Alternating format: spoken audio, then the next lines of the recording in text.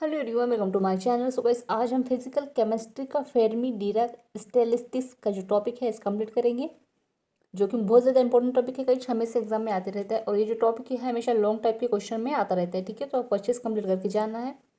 और physical chemistry से related और भी टॉपिक देखने के लिए आप फिजिकल केमिस्ट्री की प्लेलिस्ट चेक कर सकते हैं। और अगर आपको एम एस फर्स्ट सेम के नोट्स परचेस कर रहे हैं तो आप उसके लिए मुझे व्हाट्सएप पे मैसेज कर सकते हैं। डिस्क्रिप्शन पे मैं व्हाट्सएप नंबर शेयर कर दूँगी। और चैनल पर नए हैं तो प्लीज़ चैनल को लाइक सब्सक्राइब जरूर कर दीजिएगा, क्योंकि मैं इस चैनल पर एमएससी और बीएससी से related Hindi English mix notes provide करते रहती हूँ। तो चलिए वीडियो को स्टार्ट करते हैं। तो फेर्मी डिराक ने स्टैटिस्टिक्स को एमिको फेर्मिक PAM डिराक ने डेवलप किया। ठीक है, इनका एक ये जो अब थ्योरी जो है हमारी फेर्मी डिराक स्टैटिस्टिक्स का जो थ्योरी है ये किसने दिया था? इनके वैज्ञानिक का नाम है इमिको फेर्मी PAM डिराक। ठीक है, ये वैज्ञानिक नाम है इनका। इन्होंने क्या किया था? इस थ्योरी को डेवलप किया था। ठीक है, जिसमें फेर्मिक आयन ऐसे पार्टिकल है, इनका जो कहना है ये है कि जिससे जो फेर्मिक आयन ऐसे पार्टिकल है जिनका स्पिन एंगुलर मोमेंटम 1/2 इंटीजर होता है एंड पाउलिस एक्सक्लूजन प्रिंसिपल को फॉलो करते हैं। ठीक है, इनका कहना है जो फेर्मिक आयन्स होते हैं वो ऐसे पार्टिकल हैं, जो फेर्मिक आयन है ऐसा पार्टिकल है जिसमें क्या होता है, स्पिन एंगुलर मोमेंटम जो होता है 1/2 इंटीजर होता है एंड पाउलिस क्यू। एंड ये जो चीज़ें हैं ये किसको फॉलो करते हैं? ये पाउली एक्सक्लूजन प्रिंसिपल को फॉलो करते हैं। इतनी बात समझ में आई। अब आगे देखते हैं कि इसका जो अब अच्छे से और इसको डीपली अच्छे से समझा गया है, तो देखते हैं। तो it means some time to particle some table में एक्यूप नहीं किए जाते। मतलब कि जो दो पार्टिकल है एक ही साथ ऑक्यूप नहीं किए जा सकते हैं, जैसे कि electron, proton, neutron. It's fermic ions के एग्जाम्पल है। ठीक है, ये जो है इलेक्ट्रॉन, प्रोटॉन, न्यूट्रॉन, ये किसके एग्जाम्पल है? फेर्मिक आयन के एग्जाम्पल है। अब आगे देखते हैं। अब आगे कह रहा है कि इट मीन्स ऐसे पार्टिकल को स्पिन एंगुलर मोमेंटम ms बराबर 1/2 होती है। ठीक है, इसका जो angular momentum spin angular momentum कितना होता है यहाँ पर? 1/2 होता है। ठीक है, अब आगे देखते हैं। अब इसमें पोस्टुलेट के बारे में दिया गया है, तो इसके बारे में देख लेते हैं हम। ठीक है, मतलब कि इसको डीप अच्छे से और एक्सप्लेन किया गया है। तो देखते हैं क्या कह रहा है। फर्स्ट है जो है सिस्टम के पार्टिकल्स नेगोशिएबल होते हैं। ठीक है, ऑल पार्टिकल्स की म्यूचुअल पोजीशन चेंज होने से न्यू माइक्रो स्टेट प्राप्त नहीं होती। ठीक है, इसमें जो कह रहा है कि जो ऑल पार्ट में सभी पार्टिकल की म्यूचुअल पोजीशन, मतलब कि अगर किसी सभी पार्टिकल की अगर पोजीशन चेंज होने से क्या होगा? न्यू माइक्रो स्टेट नहीं प्राप्त होगा। ठीक है, अब सेकेंड नंबर में कह रहा है कि spin angular momentum of particle ms बराबर 1/2 इंटीगर है और h/2 1 को कंप्लीट मल्टीप्लिक इंटीगर होता है। अब आगे थर्ड नंबर में देखते हैं क्या कह रहा है ये। सिस्टम की पार्टिकल की total number and energy constant होती है। इट मीन्स मतलब कि इसमें समीशन ni कांस्टेंट है और इसमें एप्सिलॉन क्या है? समीशन n बराबर कांस्टेंट है यहाँ पे। मतलब कि यहाँ पर जो है थे अभी हम जब आगे इक्वेशन पढ़ेंगे तो उसके लिए ये चीज़ें बताई गई हैं। ठीक है, जो समीशन ni क्या है यहाँ पर कांस्टेंट है और ये भी जो समीशन n क्या है यहाँ पर कांस्टेंट, यानी दो यहाँ पर कांस्टेंट दिए गए हैं फेर्मी डीरेक स्टैटिस्टिक्स को स्लो करने के लिए। ठीक है, अब आगे देखते हैं। अब 4 नंबर में कह रहा है कि size of the cell H3 से कम नहीं होता, अतः फेस स्पेस में कॉल की नंबर की कांस्टेंट होती है। ठीक है, यहाँ पर जो होता है जो साइज होते हैं वो क्या कह रहा है इसमें? H3 से कम नहीं होता। ठीक है, अतः जो फेस स्पेस में सेल की जो नंबर्स होते हैं वो जो कांस्टेंट नहीं होता। ठीक है, अब 5 नंबर देखते हैं क्या कह रहा है कि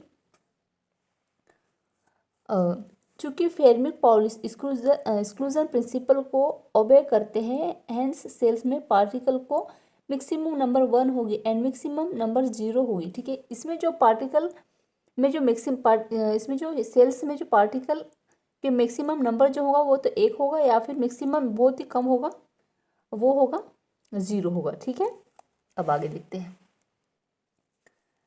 सपोज मान लीजिए कि ओनली सिस्टम इंडिस्टिंक्ट यूशेबल पार्टिकल भी नंबर का जो नंबर है वो n है, और यहाँ पर जो सिस्टम की टोटल एनर्जी E है। ठीक है, हमें मैक्सिमम प्रोबेबल डिस्ट्रीब्यूशन स्टेट में ऐसे n पार्टिकल के एनर्जी डिस्ट्रीब्यूशन को साइन करना है, इसके साइन करना है। इसलिए सेल को माइक्रो स्टेट 1 2 3 एंड इसके आगे डैश डैश डैश, यहाँ पर आप कुछ भी हो सकता है, और लास्ट में हमने यहाँ पे एंड करके एक्सेट्रा में डिवाइड कर सकते हैं। ठीक है, अब यहाँ पे कह रहा है कि जो सेल है, सेल को हम माइक्रो स्टेट में हम इसको ऐसे मतलब कि पार्टिकल में ऐसे डिवाइड कर सकते हैं, 1 2 3 4 इस तरह से डिवाइड कर सकते हैं। ठीक है, अब प्रत्येक सेल में N1 N2 N3 N इस तरह से हम मतलब कि इसमें हम N जोड़कर पार्टिकल जिनकी एवरेज एनर्जी द्वारा जो एनर्जी होती है उसको हम इसे ई से रिप्रेजेंट करते हैं। तो E1 E2 E3 EI it's etcetera है। ठीक है, यहाँ पर इसके बारे में दिया गया है, मतलब कि अभी जो हम अब हम जब इक्वेशन कंप्लीट करेंगे तो उसके बारे में दिया गया है कि कहाँ पर ये क्या चीज़ें हमें यूज़ में आएंगी। ठीक है, अब आगे देखते हैं। अब कह रहे हैं कि above all energy quantum energy HV का मल्टीप्लाई इंटीग्रल है। ठीक है, अब प्रत्येक सेल में same size S3 variation micro state है। ठीक है ना, इसमें जो है साइज क्या है इसका S3 रहेगा, और सपोज फेस स्पेस की प्रत्येक सेल में माइक्रो स्टेट की नंबर्स आगे देखते हैं। क्रमशः G1 G2 G3 GI etcetera हो सकते हैं। ठीक है, अब आगे देखते हैं। सपोज ith सेल्स में Ni पार्टिकल है। ठीक है, ये हमने क्या माना है, इसको Ni पार्टिकल है जिनकी एनर्जी EI है। ठीक है, अब हम यहाँ पर देखिएगा पार्टिकल को हम किससे रिप्रेजेंट कर रहे हैं, n से रिप्रेजेंट कर रहे हैं, और एनर्जी को हम इसको n से और इसको E से रिप्रेजेंट कर रहे हैं। ठीक है, अब Ni पार्टिकल में हमें GI माइक्रोवेव स्टेट में डिस्ट्रीब्यूशन करके वेरिएट कॉन्फ़िगरेशन की नंबर फाइंड करना है, चूँकि पार्टिकल पाउलिस एक्सक्लूसिव प्रिंसिपल करते हैं। ठीक है, मतलब कि हमको ये जो हम इक्वेशन जो सॉल्व करेंगे इसको किस में ध्यान ये पाउलिस एक्सक्लूजन प्रिंसिपल को ध्यान में रखते हुए हमें ये इक्वेशन कंप्लीट करना है। ठीक है, अतः प्रत्येक सेल में पार्टिकल की नंबर 0 अथवा 1 होगी। ठीक है ना, जैसे कि हमने अभी पिछले पेज में पढ़ा था कि क्या होगा, इसका जो पार्टिकल होगा वो एक तो 1 होगा या तो फिर 0 होगा। ठीक है, अतः सेल के नंबर पार्टिकल्स के नंबर से अधिक या बराबर होनी चाहिए। अब यहाँ पे एक चीज़ ध्यान दीजिएगा, बहुत सारे लोगों को नहीं पता होता है, तो मान लीजिए यहाँ हम नीचे की ओर चलेंगे तो यहाँ पे ये क्या है, सॉरी ये क्या है, यहाँ पे फैक्टोरियल कहेंगे, इसे हम फैक्टोरियल कहेंगे। और यहाँ पे यहाँ पर ध्यान दीजिएगा, यही बता दी। तो देखिए ये जो चीज़ें हैं यहाँ पर फैक्टोरियल है, और इसको क्या कहते हैं, हम समेशन कहते हैं। इस चीज़ को आपको अच्छे से याद रखना है, क्योंकि ये बहुत ही बेसिक चीज़ें हैं जो आपको हर केमिस्ट्री स्टूडेंट को पता होनी चाहिए। ठीक है, अब यहाँ पे ध्यान दीजिए, अब यहाँ पर क्या कह रहे हैं कि जो प्रत्येक सेल में पार्टिकल की नंबर ऑफ 0 अथवा एक होनी चाहिए। ठीक है, और क्या होना चाहिए, सेल की जो नंबर पार्टिकल के नंबर से अधिक या बराबर होनी चाहिए। तो हमने इन दोनों चीज़ों को यहाँ पे क्या कर दिया, बराबर में लिख लिया, GI को और NI को। ठीक है, मतलब कि सेल के नंबर को भी और पार्टिकल के नंबर को भी यहाँ पर हमने इस तरह से ऐड कर दिया। अब क्या कहेगी, इसी प्रकार GI सेल में ये ओनली NI सेल में हो पार्टिकल एक्यूपिड होंगे। अब क्या करें यहाँ पर, remaining GI minus NI cell empty होंगे, अतः GI सेल में एम्प्टी में अरेंजमेंट के टोटल डिस्ट्रीब्यूशन के नंबर GI होगी। अतः n पार्टिकल के डिस्ट्रीब्यूशन को GI स्टेट को इस प्रकार डिस्ट्रीब्यूट किया जा सकता है। तो यहाँ पे हमने ले लिया एक कांस्टेंट ले लिया हमने यहाँ पर। ठीक है, और ये I बराबर GI factorial upon NI factorial. ठीक है, अब हम इसको इस तरह से लिख सकते हैं, GI factorial minus NI factorial. ठीक है, और इसको हमने समीकरण नंबर 1 दे दिया। ठीक है ना, ये कहाँ से आया हमारे पास, अभी हमने ये निकाला था यहाँ से। ठीक है, अब इसको उठाकर हमने यहाँ ले लिया। और किसी भी जब हम किसी भी इक्वेशन को या सॉल्व करते हैं तो उसके लिए हमें कांस्टेंट की ज़रूरत पड़ती है, तो हमने कांस्टेंट के रूप में क्या ले लिया, ये ले लिया। ठीक है, अब क्या करके इसी प्रकार से अदर ग्रुप के लिए भी इक्वेशन को दिया जा सकता है। अतः ऑल ग्रुप को एक साथ कंसिडर करने पर माइक्रोस्टेट को टोटल नंबर, आगे देखते हैं तो देखिए इस जो अदर ग्रुप है उसके लिए भी इक्वेशन को दिया जा सकता है, ठीक है। तो ऑल ग्रुप के लिए कंसिडर करेंगे, ठीक है। अब एक ग्रुप के लिए हो गया, अब ऑल ग्रुप्स के लिए देखेंगे तो वो देखते हैं आगे। अब यहाँ पे ध्यान दीजिएगा, हमने ये जो है समीकरण नंबर 1 को हमने यहाँ पे कर दिया। अब ऑल ग्रुप के लिए कह रहा है ये, ठीक है। तो हम ऑल ग्रुप के लिए यहाँ पे हमको नंबर 8 करना पड़ेगा। तो इसको तो हमने यहाँ पे सेम लिख लिया, यहाँ पर अपॉन करके हमने इसमें नंबर 8 कर दिया। जैसे कि NI है तो हमने क्या कर दिया, NI फैक्टोरियल G2 N2, ठीक है। इसमें हमने क्या कर दिया, यहाँ पर जो है नंबर 8 कर दिए, ठीक है। गुणा हो जाएगा, यहाँ पे किसके साथ गुणा हो जाएगा, फिर से इसके साथ गुणा हो जाएगा, ठीक है। इसका इधर गुणा हो जाएगा। अब यहाँ पे देखिए इतना सारा न लिखकर हम क्या लिख सकते हैं, दोनों के मान को हम इतना सारा न लिखकर यहाँ पे शॉर्ट में लिख सकते हैं दोनों का मान, ठीक है। इसको दोनों को तो हमने यहाँ पे लिख लिया और सेम हमने यहाँ पे क्या कर दिया, GA और इसको हमने यहाँ पे लिख लिया, ठीक है। इतना सारा न लिखकर हम शॉर्ट में लिखेंगे और ये जो मान है इसके n बराबर 1 और n बराबर, इसको हम यहाँ पे लिख लेंगे, ठीक है। और ये यहाँ का हमने यहाँ ले लिया, ठीक है। अब देखते हैं अब क्या करें, अस्वी नाउ जो है यहाँ पर प्रोबेबिलिटी है, क्या होता है ये, तो यहाँ पे ध्यान दीजिएगा इसके समानुपाती W होगा। अब वो है क्या चीज़ें, अब हम आगे देखेंगे। और यहाँ पे क्या है, ये प्रोबेबिलिटी है। सो अब यहाँ पर देखिएगा ये लिखेंगे हम यहाँ पर, ठीक है। और इसको लिख देंगे हम यहाँ पे, ठीक है। इसके बराबर मतलब कि मान लीजिए इसके बराबर हम क्या लिख सकते हैं, ये लिख सकते हैं, ये लिख सकते हैं, ठीक है, W। अब बराबर हमने इसको नाम दे दिए समीकरण नंबर 2। अब क्या कह रहे हैं कि take log both side, and दोनों साइड लॉग लेने पर, ठीक है। तो लॉग लेंगे हम, तो यहाँ पर हमको क्या लॉग लेना है, लॉग M/N बराबर log M minus log N से, ठीक है। तो अब हमको दोनों साइड लॉग लेना है। तो देखिएगा हमने लॉग इसको लिखकर हमने यहाँ पर ध्यान दीजिएगा हमने क्या ले लिया, यहाँ पर हमने ये ले लिया NI और N1 को, सॉरी N बराबर I को, और इसको हमने यहाँ समीशन में इसको यहाँ पर ऐड कर दिया, ठीक है। और log GI यहाँ पर हमने लिख लिया, ठीक है। अब वैसे ही मान लीजिए हमने इधर राइट साइड और लेफ्ट साइड दोनों साइड हमको जो है लॉग लेना है। अब लॉग यहाँ पे हमने ले लिए, ठीक है। और यहाँ पे NI factorial minus log GI N factorial minus NI factorial को हमने यहाँ पे ऐड कर दिया, ठीक है। अब यहाँ पर क्या कह रहा है कि चूंकि NI and GI is very large quantity, ठीक है। ये जो NI और GI है वो क्या है, वेरी लो क्वांटिटी है, अतः स्टिरलिंग का यूज़ करने पर हाफ सॉल्व हो जाता है। तो यहाँ पर देखिएगा हमने ये सब कर दिया, और यहाँ से क्या होगा, GI से GI कट जाएगा और NI से NI कट जाएगा, ठीक है। अब हमारे पास जो चीज़ें बचेंगी यहाँ पर देखिएगा, अब GI से GI कट हो गया, NI से NI कट हो गया यहाँ पर। अब जो चीज़ें बचेंगी हमारे पास हम उसको क्या कर देंगे, यहाँ पर हम पर नोट कर देंगे, ठीक है। इतनी बात समझ में। अब आगे देखते हैं।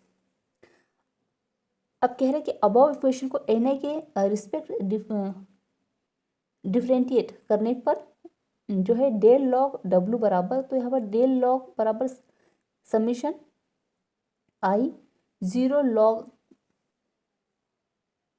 अब यहाँ पे जो चीज़ बची है उसको हमको यहाँ पे अच्छे से ऐड करना है। तो यहाँ पर देखिएगा हमने लॉग ले लिया है यहाँ पे, और दोनों में जो है NI को हमने यहाँ पे ऐड कर दिया। फिर यहाँ पर जो है NI को और G और NI को यहाँ पे ऐड कर दिया, ठीक है। अब हम इसको इतना सारा न लिखकर हम इसको ऐसा भी तो लिख सकते हैं, मतलब इतनी सारे इक्वेशन न लिखकर हम यहाँ पर लिखेंगे डेल NI, ठीक है, ये लिख लिया हमने। और यहाँ पे क्या लिख लेंगे हम, GI minus NI upon GI minus NI, ठीक है। तो इससे ये कट हो जाएगा, इससे ये कट हो जाएगा और इससे ये कट हो जाएगा, ठीक है। अब आगे देखते हैं। अब देखिए कट पिट के जो भी हमारे पास बचेगा, तो डेल लॉग W बराबर हमने समेशन I लिखा, log NI log GI minus NI और इसको SNI, इसको हमने नाम दे दिया क्या, समीकरण नंबर 3। अब क्या कह रहा है कि as from the Boltzmann distribution law use, मतलब यहाँ पे हम एक कौन सा लॉ ले रहे हैं, डिस्टिस सॉरी बॉटलेज मेन्स distribution law will not that. तो यहाँ पर देखिएगा, यहाँ पर W बराबर लॉग W बराबर ये क्या है, ये कांस्टेंट दिया गया है। अब हम यहाँ पर डेल W बराबर डेल लॉग W बराबर 0, ठीक है, क्योंकि हमको इसका मान पता है, क्या हमको इसका मान पता ही नहीं है। तो आगे के इक्वेशन के लिए हम क्या करेंगे यहाँ पे, इसलिए इक्वेशन क्या है, 0 हो जाएगी, ठीक है, ये क्या हो जाएगी, 0 हो जाएगी। तो हम ये 0 लिखेंगे और इसको उठाकर हम यहाँ पर लिख देंगे, ठीक है, ठीक है ना, इतना बात समझ में। यहाँ पर हमको यहाँ पर इसका मान पता ही नहीं है, तो ये इधर आकर 0 हो जाएगी, ठीक है, 0, और इसको उठाकर हम क्या कर देंगे, इसको उठाकर यहाँ रख देंगे। अब यहाँ पे इतना इतना सारा न लिखकर हम इसको शॉर्ट टाइम में भी तो लिख सकते हैं ना। तो देखिए हमने ये लिख लिया, यहाँ से लो और NI लिख लिया, और यहाँ से GI, और ये यहाँ पर लिखिए, इसको नाम दे दिया हमने क्या, समीकरण नंबर 4। अब आगे देखते हैं। अब क्या है कि इक्वेशन 4 इक्विलिब्रियम में पार्टिकल के डिस्ट्रीब्यूशन एंड स्टेट को डिनोट करते हैं। According to Fermi Dirac stationary system में पार्टिकल्स की नंबर कांस्टेंट होगी। तो मान लिए टोटल पार्टिकल हमारे पास क्या थे, जैसे हमने पढ़ा था n बराबर N1 N2 N3 dash dash dash NI बराबर, ये क्या चीज़ हमने यहाँ पर ले लिया, कांस्टेंट ले लिया। अब हम इन चीज़ों को हम इस तरह से लिख सकते हैं, ठीक है। तो n बराबर हमने लिख लिया I बराबर n, और इसमें समेशन I बराबर n, ठीक है, और ये NI लिख लिया, ठीक है, यहाँ का, और ये बराबर में कांस्टेंट ले लिया। इसको हम यहाँ पर इस तरह से ऐड कर सकते हैं, ठीक है। ये कह रहा है इन चीज़ों को हम कैसे लिख सकते हैं, यहाँ पर इस सॉरी ये n बराबर तो हो गए, इतनी चीज़ों को हम यहाँ इस तरह से लिख सकते हैं। और फिर ये यहाँ का n आ गया, यहाँ पर NI आ गया, बराबर आ गया कांस्टेंट आ गया, बराबर आ गया कांस्टेंट आ गया, ठीक है, इतनी बात समझ में आई। अब आगे देखते हैं कि पार्टिकल डिफरेंस क्या, डिफरेंशिएशन क्या क्या है। तो यहाँ पर देखिएगा डेल n बराबर हम इसको इस तरह से लिख सकते हैं, मतलब इन सब चीज़ों को हम क्या लिख सकते हैं अब, समेशन डेल NI बराबर 0, ठीक है, तो इसका मान हमें पता नहीं है। अब हमने इसको नाम दे दिया क्या है, समीकरण नंबर 5। अब आगे देखिएगा, अब सिस्टम को टोटल एनर्जी भी कांस्टेंट होती है। तो E बराबर हमारे पास एनर्जी जो है क्या है हमारे पास, यहाँ पे देखिएगा तो इसको हम एनर्जी को, और हमारे पास जो पार्टिकल इसको हम इस तरह से लिख सकते हैं, ठीक है ना। तो यहाँ पे हम एनर्जी को भी ऐड कर देंगे इसके साथ में। तो इसका इसको हमने यहाँ पर देखिए, ये जो चीज़ें हैं ना, इसको हमने यहाँ पे भी ऐड कर दिया और बराबर ले लिए कांस्टेंट। अब एनर्जी बराबर हमने फिर इसको यहाँ पर ले लिया, और ये चीज़ों को हमने यहाँ पे ले लिया, ठीक है, बिल्कुल फर्क नहीं है आपको।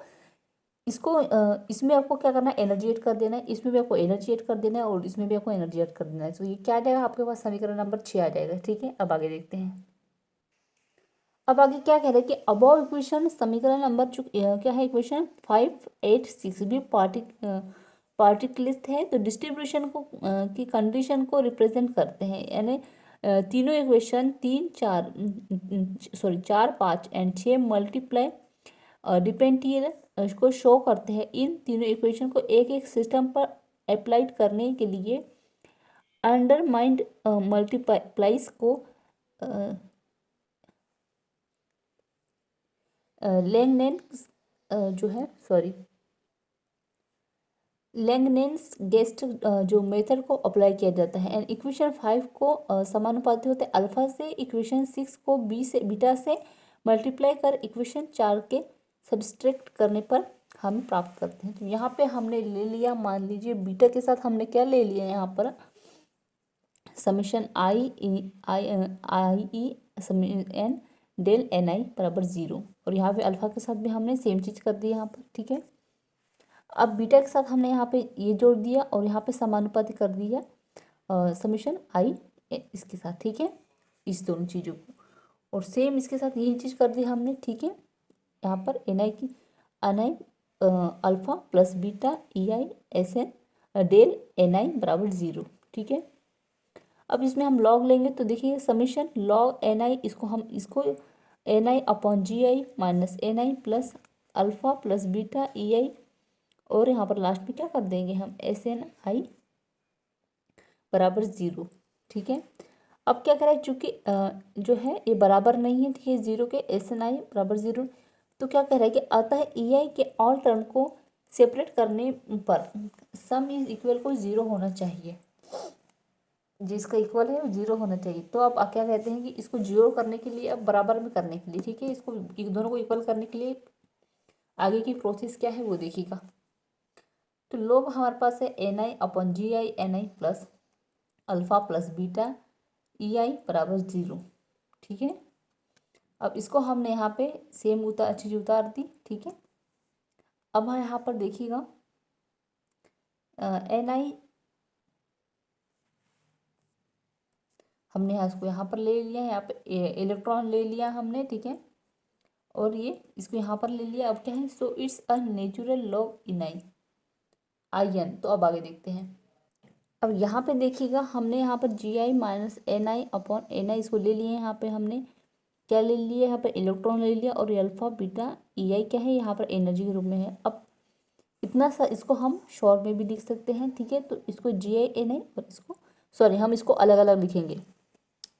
तो हमने इसको अलग अलग ले लिया। अब अब इसके बदले में हम क्या लिख सकते हैं, इसको काट कर हम इसका मान इसको दोनों को कट करेंगे तो हमारे पास क्या देगा, -1 आ जाएगा। और सेम चीज़ें हमने उतार दी यहाँ पे, ठीक है। अब one side on charging side of 1, तो यहाँ पे हमने ले लिया 1 को हम इधर साइड में कर देंगे, ठीक है। तो इसको ये यहाँ से हमने ये आ गया, तो हमारे पास समीकरण नंबर 7 आ जाएगा। और इसको हम अच्छे से लिख लेंगे, मतलब इसको हम इस तरह से भी लिख सकते हैं। तो ni बराबर gi हमने ले ली यहाँ से, ये उठाकर यहाँ आ जाएगा और ये अपॉन में आ जाएगा और ये +1 में आ जाएगा। तो ये क्या है, ये जो इक्वेशन है ये क्या है, फेर्मी डिराक इक्वेशन है। उसको नाम दे दिया हमने समीकरण नंबर 8। अब आगे क्या कह रहा है कि इक्वेशन 8 फेर्मी डिराक स्टेटिस्टिक्स को डिस्ट्रीब्यूशन लॉ देता है। यह मानकर ऑपरेट किया जा सकता है कि alpha and E very large quantity, यहाँ ith सेल और एनर्जी स्टेटिस में एनर्जी लेवल्स को नंबर gi है, जिससे ni पार्टिकल का डिस्ट्रीब्यूशन होता है। चूंकि सेल में नंबर पार्टिकल के नंबर के कंपोजिशन में अत्यधिक होती है, इट्स मीन्स मतलब कि gi बराबर gi ni, ठीक है। अब इसके अपॉन कर देंगे तो यहाँ पर देखिएगा ये 1 है और इसको हम इस तरह से -1 में और +1 में इसको हम लिख सकते हैं, ठीक है। अब क्या कह रहे हैं कि इन तीनों स्टेबिलिटी को सेम इक्वेशन होगा, जो कि मैक्सवेल बोल्ट्जमैन स्टैटिस्टिक्स के डिस्ट्रीब्यूशन इक्वेशन के इक्वल होगा, ठीक है। तो ये क्या हो गया, ni बराबर gi minus alpha plus beta ei की क्या है, मैक्सवेल इक्वेशन है, ठीक है। तो यहाँ पे जो है हमारा टॉपिक एंड होता है। सो आई होप आपको ये नोट्स जरूर पसंद आया हो। सो प्लीज़ चैनल को लाइक सब्सक्राइब कर दीजिएगा और साथ ही बेल आइकन प्रेस कर दीजिएगा और कमेंट में बताइएगा आपको ये नोट्स कैसे लगे। और एक बार ध्यान दीजिएगा, यहाँ पर देखिए, यहाँ पे जो है जैसे कि बहुत सारी जो बहुत ज़्यादा जो इक्वेशन होती है, ठीक है, जो काफ़ी हार्ड इक्वेशन होती है, उसको मैं क्या करती हूँ, यहाँ पर देखिएगा आप, इसमें मैं बीच में थ्योरी डाल देती हूँ, ठीक है, जिससे कि आपको जो है समझने में आसानी हो। तो आप क्या कर सकते हैं, सीधे आप तो यहाँ पर देखिएगा, ये देखिएगा, मैंने इसको लाने के लिए मैंने यहाँ पर कितनी सारी थ्योरी लिखी हुई है, फिर इसको लाने के लिए मैंने यहाँ पे, तो आप चाहे तो मेन जो पार्ट है जैसे कि इंट्रोडक्शन हो गया और इसके बाद में जो भी मेन थ्योरी उसको लिखकर, आप इन सबको ना लिखकर भी आप ये क्या है डायरेक्ट अगर इक्वेशन लिख भी सकते हैं, ठीक है। लेकिन अगर आपको पर आपको अगर लॉन्ग टाइम में क्वेश्चन आता है, मतलब कि 10 नंबर में या 12 नंबर में, तो आपको थोड़ी थोड़ी क्या है यहाँ पर थ्योरी ऐड करनी पड़ेगी जो मेन हो, ठीक है। और उससे भी आप ये जो है इक्वेशन कंप्लीट कर सकते हैं। पर मैंने ये चीज़ क्यों लिखी, क्योंकि आपको जो है अच्छे से समझ में आना चाहिए, इसलिए मैं क्या करती हूँ इक्वेशन कैसे है उसके बारे में थोड़ा डिटेल में यहाँ पर नोट्स बना देती हूँ, ठीक है, जिससे आपको कोई भी कन्फ्यूज़न हो तो वो दूर हो जाए, ठीक है। तो इसलिए आपको जो क्या लगता है, ये नोट्स काफ़ी बड़े लगते हैं, लेकिन ऐसा कुछ नहीं है, ठीक है ना। अगर आप चाहें तो इससे शॉर्ट में भी लिख सकते हैं, लेकिन आपको क्या है ऐसा लिखना है कि आपको जो है सामने वाले जो टीचर है वो आपको 12 नंबर ईजिली दे सके, ठीक है। सो आई होप आपको ये नोट्स जरूर पसंद आए हो। अगर MSc फर्स्ट सेम के नोट्स परचेस करने हैं तो आप मुझे व्हाट्सएप में मैसेज कर सकते हैं, डिस्क्रिप्शन में व्हाट्सएप नंबर शेयर कर दूँगी। और प्लेलिस्ट जरूर चेक कीजिए आप, ठीक है। प्लेलिस्ट अगर आपको टॉपिक नहीं मिलता तो आप प्लेलिस्ट जरूर चेक कीजिए, ठीक है। Thank you.